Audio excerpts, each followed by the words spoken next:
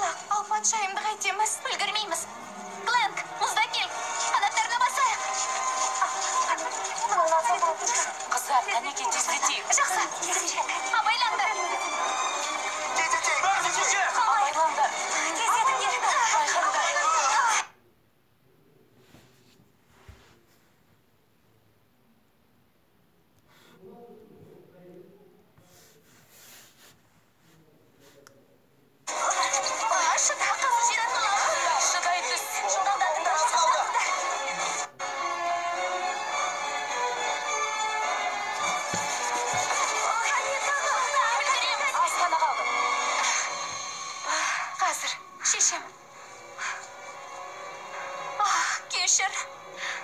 Кешірші мен. Өтінем, оған көмектесіңізші.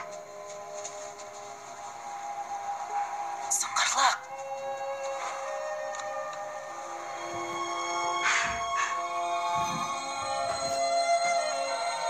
Абайла, қанатыңды қомда, суи бастасын.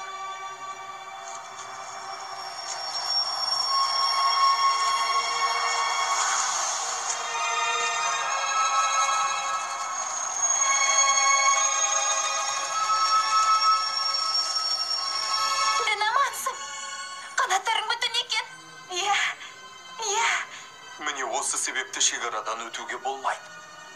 Жоқ болады. Тек мұз кесегі керек. Ол таусылғанда ше. Қанаттарыңның сынып қалуы мүмкін ғой. Бірақ олар сынбады ғой. Мен аман есенмін. Оларға рахмет.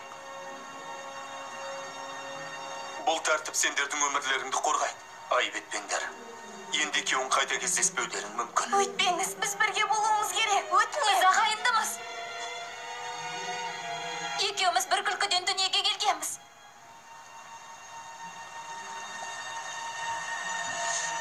Демек, бір-біріңе қорған болуларың керек. Үйіңе ұш.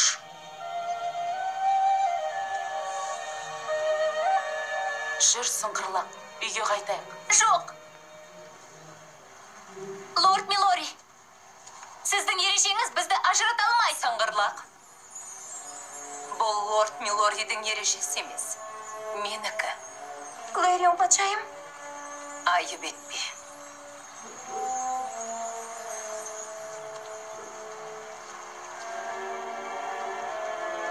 Аязды жерде болғаның жөн.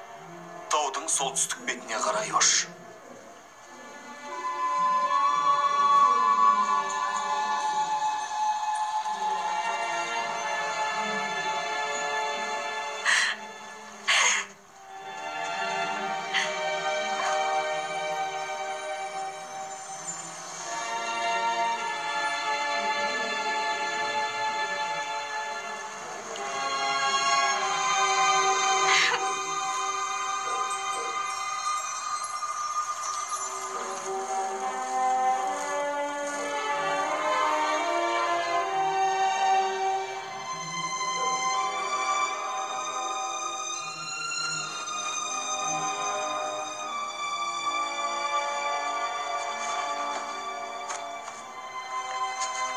Кеттік.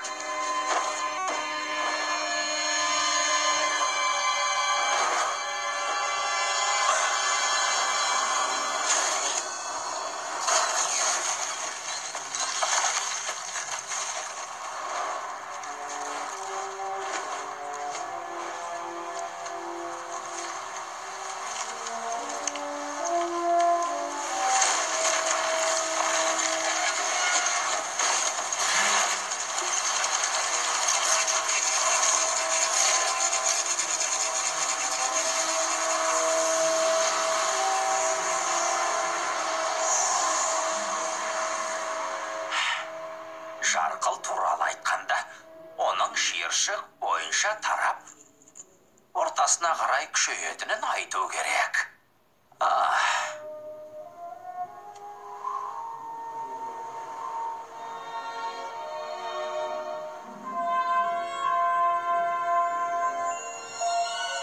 Сәлем. Сәлем.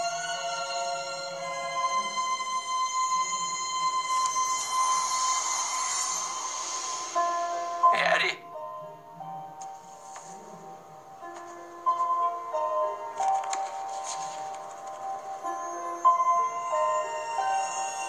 Патшайым Кларион. Неге? Сыңғырлақ. Ертеде перизаттар алабында тіршілік еткен бір перизат пен эльф бір-бірін ұнатып қалған еді. Ол қыз перісі болатын. Ал ол жылы жердің перизат еді. Олар бір-біріне ынтық болды. Күнде кешкісін шекарада кездесіп жүрді. Қыс пен көктемнің шекарасында. Олардың махаббаты күн санап күшейе түсті. Бірге болғылары келді. Сөйтіп, екі әлемде де өмір сүрмек болды. Ойланбастан шекарадан өтті. Содан біреуінің қанаты сынып қалды. Ал ол қалпына келмейді. Екінші күні Кларион патшайым перизаттар шекарадан өтпеулері керек деген үкім шығарды. Біздің әлеміміз мәңгілік ажырайтынына амалсыз келістім. Екі ғашық ше? Оларға не болды? Олардың қоштасуына тура келді.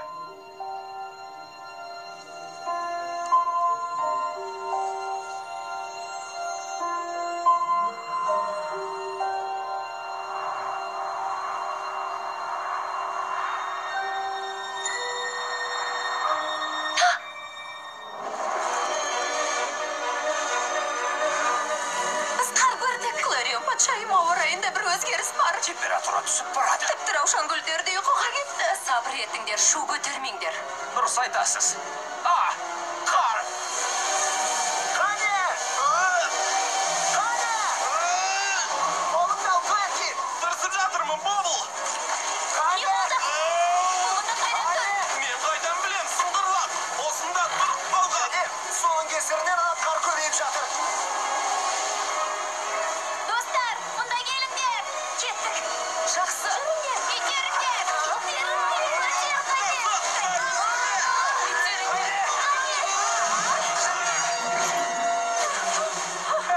Қолымыздан келді.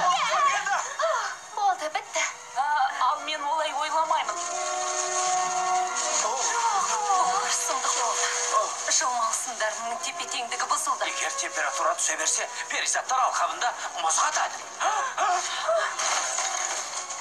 Жоқ, Кларион патшайым, тозаң шығаратын ағаш. ол ағаш суыққа шыдайтын болар. Әйтпесе бұдан былай сиқырлы тозаң болмайды. Перизаттар алқабының тіршілігі бір жолата өзгереді. Бұдан кейін бірде-бір перизат ұша алмайды. Тез етіңдер, қолымыздан келгеннің бәрін жасайық.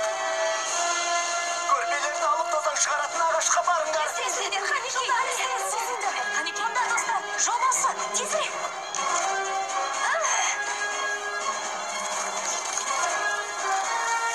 Ишік жабық. Баша жоқ.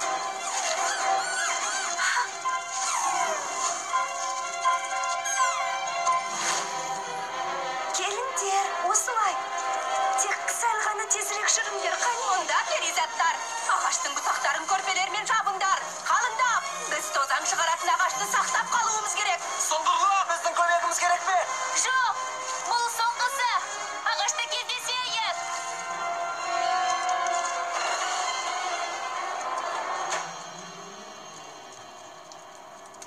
Бәрі жақсы ма? Тамаша. Қане түсіңдер, осында ыңғайлы болады. Достар, бастысы жылылықты сақтаңдар. Сонда бәрі... жақсы болады.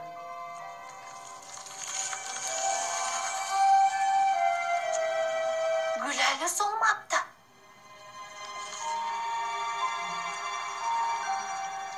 Бәрі.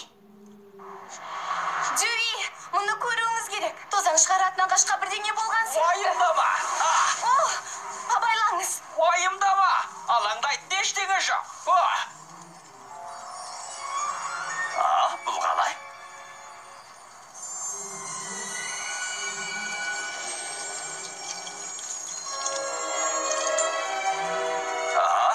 Міне енді сәл уайымдаудың жөні бар сияқты. Сыңғырлақ. Перуэткалы.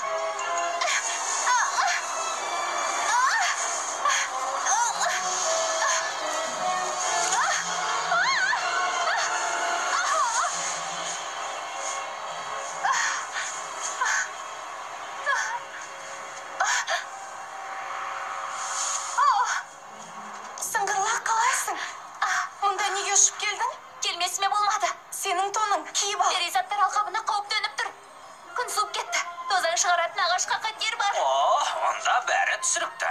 Сиқырлы тозаң мұнда түспей жатыр. Бізге көмектесе аласыңдар ғой деп ойлаймын. Сенің аязың мына гүлдің өмірін сақтап қалды. Бұл рас. Аяз көрпе сияқты. Іштегі жылылықты сақтап суық кіргізбейді. Біз суық түскенше тозаң шығаратын ағашты аязбен қоршап тастай аламыз. Бір сұрағым бар. Біздің қанаттарымыз ше? Егер ол жақ суыса, шекарадан өтуге болады. Онда нені күтіп тұрмыз?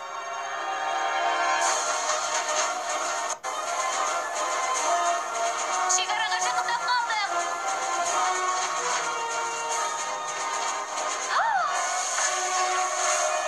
Күзгі орман. Жоқ. Күн тез суытып барады. Алға, ағашқа тезірек жетуіміз керек.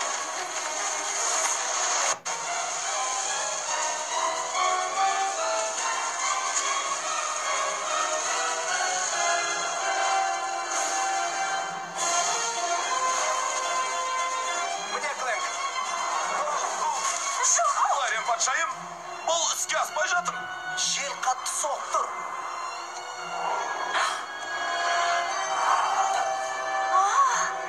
Сыңғырлақ. Кларион патшайым, олар бізге көмектеседі.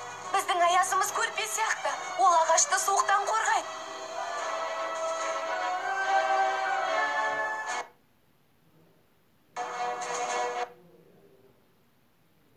Іске кірісіңдер.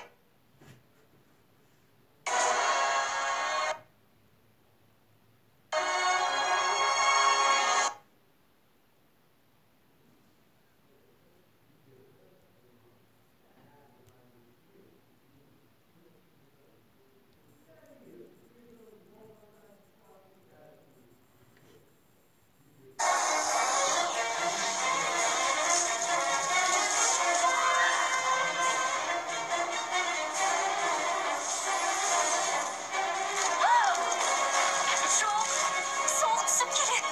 Көрпені алайық. Сонда тоңбаймыз. Бері тезден.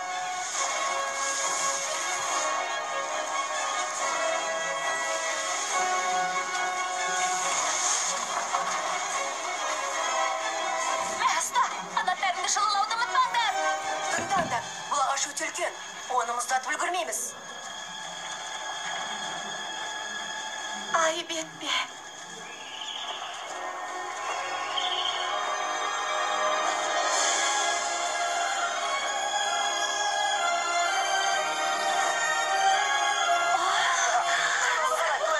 Әне, алға күлері шайы жатыр.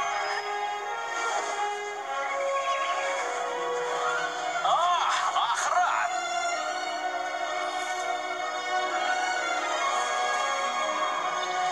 Лорд Милори. Көмектесуге келдік. Оның бәрін тек өздеріңе ғана істетіп қояды деп ойладыңдар ма? Тозаң шығаратын ағаш бәрінен маңызды. Егер мүмкін болса басқа жыл маусымдарында сақтап қалайық. Қыс маусымы шекарасынан баста, көктем мен жазды қорша. Қалғандарың ағашқа қарай ұшыңдар.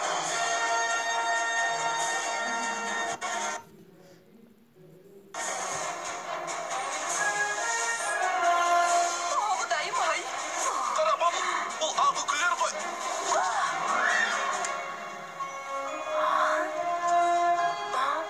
Рахмет. Жаурап қалма.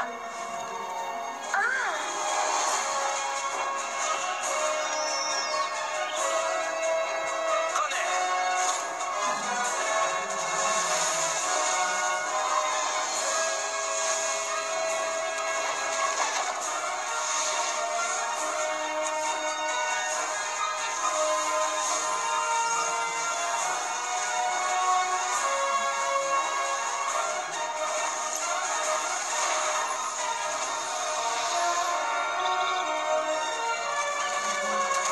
қолымыздан келгенді жасадық.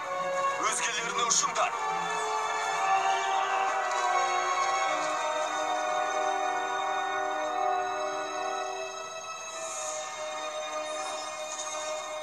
Аяз жақындап қалды.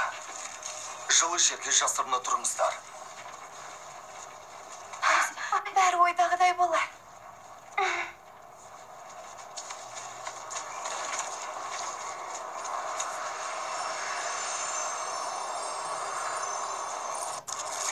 Бәрі орнына келер ме екен? Білмеймін. Мұндайды ешқашан көрген емеспін.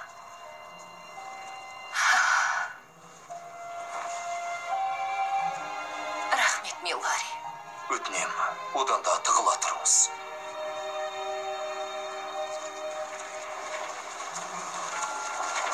Қыз перизаттары, біріміз қарауылдаймыз.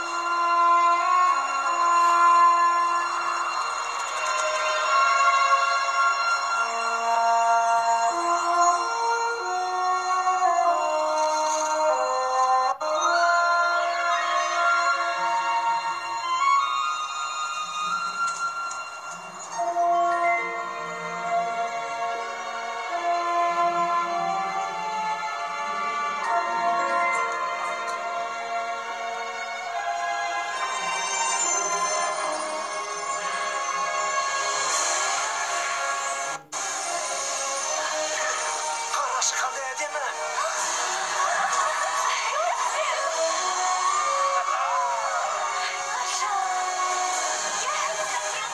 Қолымыздан келді, сыңғырлы.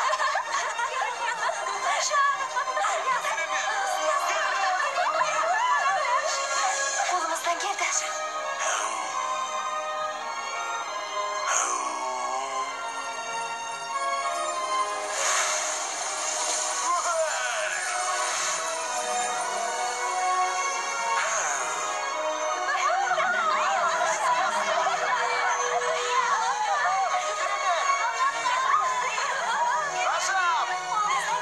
Қане бәріміз бірге? Сыңғырлы, бері кел. Сыңғырлы? Не? Саған не болды?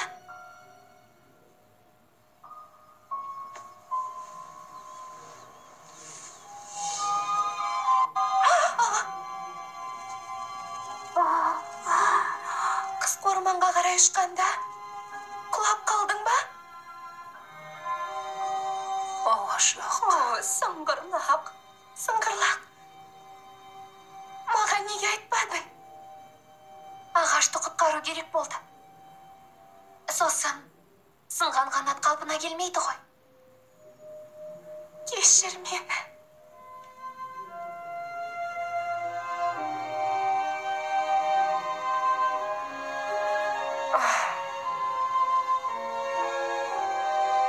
Екеуіңді ажыратамыз деген сонда осылай болды. Бірақ олай болмайды. Екеуің бірге болуға тиіссіңдер.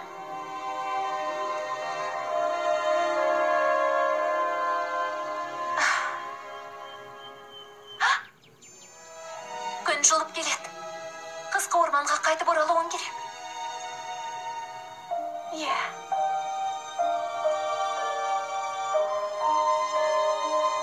Әй, ештеңе етпейді.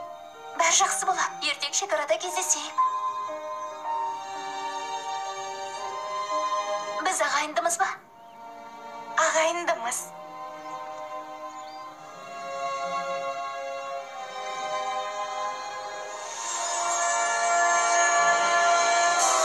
Керемет!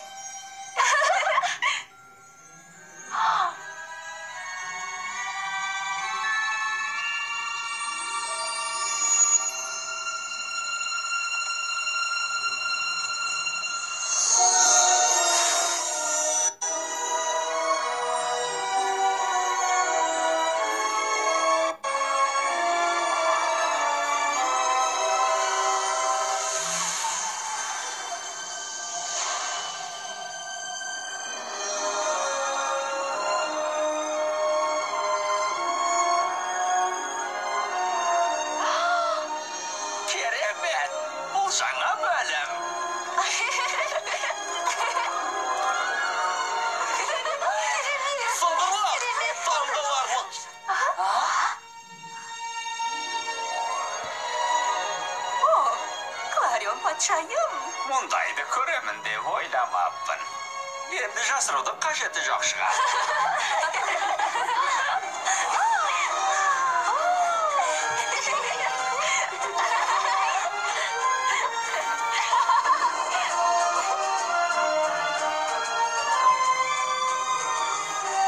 Келесі.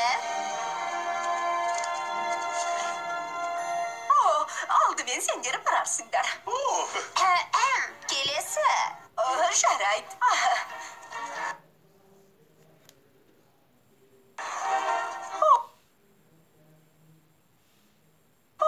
Мынаған қараңдар.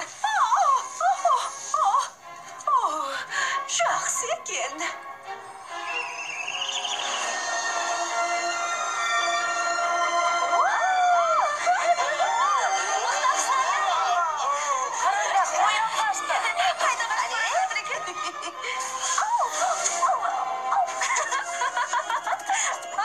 Ештеңе етпей.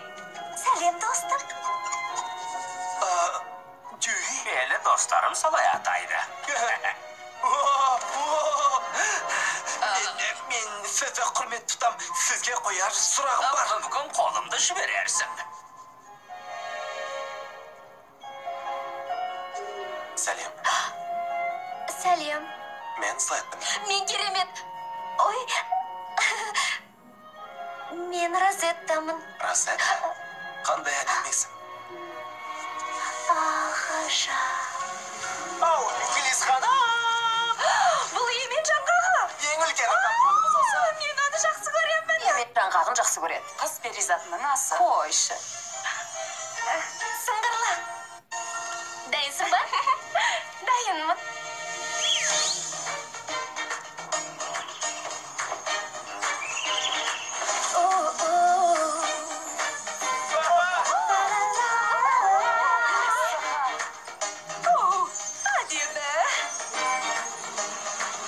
Жанымда жүр екен салғай тамшы